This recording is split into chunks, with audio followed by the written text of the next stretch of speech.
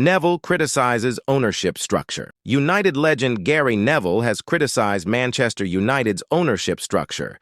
He has said that Erik ten Hag has been given too much power to influence signings rather than use a sporting director model.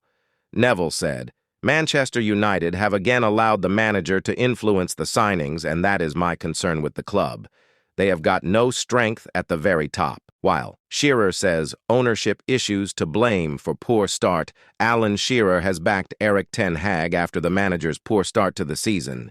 He says uncertainty over the club's ownership has played a part in the side's stuttering start that has seen them win just 2 from their opening 5 Premier League games. Shearer said on Match of the Day, "I feel sorry for Erik ten Hag. He needs to know, the fans need to know, is the club for sale? All the problems come from the top. Again and again." Hannibal Mejbri on IG. Hannibal Mejbri has spoken of his joy of scoring his first Premier League goal for United. The midfielder scored United's only goal of the game with an impressive long-range strike to make it 3-1 Brighton.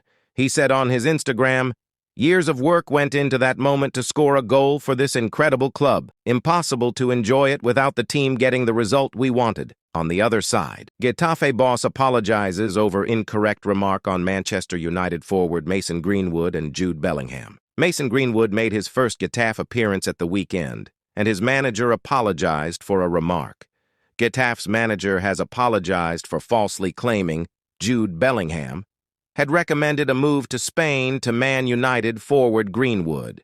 Greenwood signed for Getafe on a season-long loan last month, following a 6.5-month investigation at Old Trafford, which decided that it would be most appropriate for him to continue his career away from the club. The La Liga club have received criticism for the signing of Greenwood, but their fans have largely reacted positively to his arrival.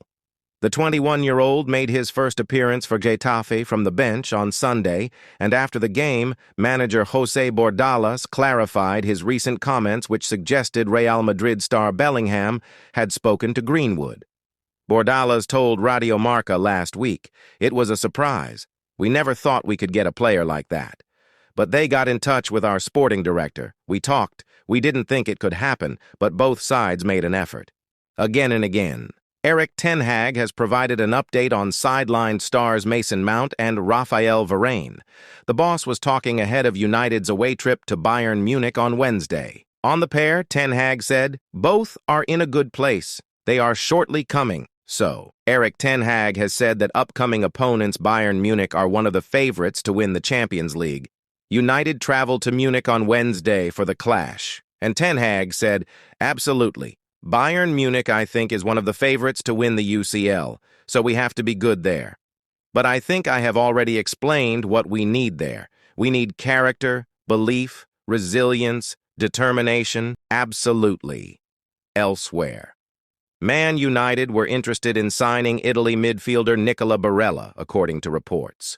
Tottomercatoweb claimed that the Red Devils used intermediary agents to lure the winner, who made it clear that a bid was being readied.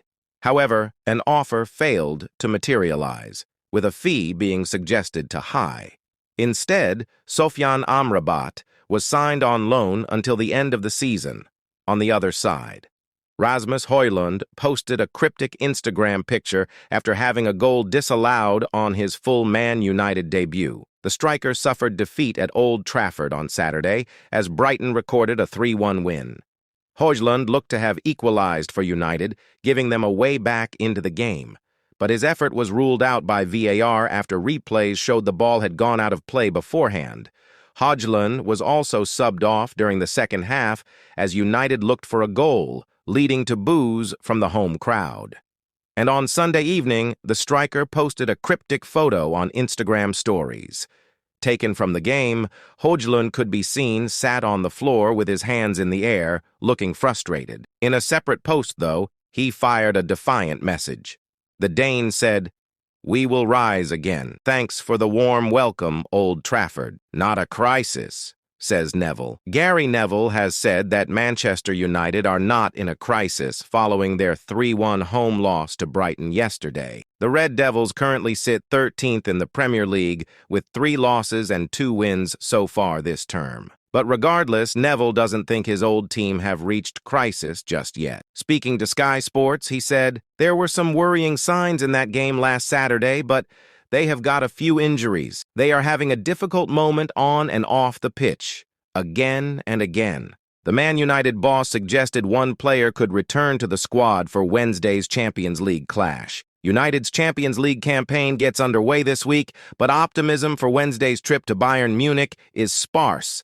Erik ten Hag's side kick off their European campaign with the toughest game of their group and do so having lost 3 of their last 4 Premier League games. On Saturday, they were well beaten by Brighton, and the feeling around Old Trafford was grim. Ten Hag cannot be entirely without blame for yet another poor start to the season. He opted for a narrow midfield diamond on Saturday, and Brighton ran riot out wide, while in previous games, his hesitation to make substitutions has seen games run away from United. But in the 2 games either side of the international break in particular, the Dutchman has been hamstrung by an ever-growing absentee list. Anthony and Jadon Sancho are both unavailable due to off-field issues, while Luke Shaw, Tyrell Malacia, Raphael Varane, Mason Mount, Sofiane Amrabat, Kobbie Mainoo, and Amad Diallo are all injured. Aaron Wan-Bissaka missed Saturday's game through illness. Speaking after Saturday's defeat, the Reds' boss suggested one of the above could return in tame to face Bayern on Wednesday evening. Maybe one player, he said, but I think Munich is a little bit too short. I go to Burnley, and the week after players will return. Bayern Munich is one of the favorites to win the Champions League, so we have to be good there, and I already explained we need character, belief, resilience, determination, absolutely. If Ten Hag is to only welcome back one player for Wednesday's trip, then he could do with it being Amrabat. Midfield continues to be an issue for the Dutchman, so much so that he had to start Scott McTominay, a player who was up for sale over the summer, against Brighton. The decision to play a diamond did little to ease the issue, but United lacked solidity in midfield even with 4 players in that area of the pitch. For all Mount is energetic and can press, he also lacks the skill set to plug that gap.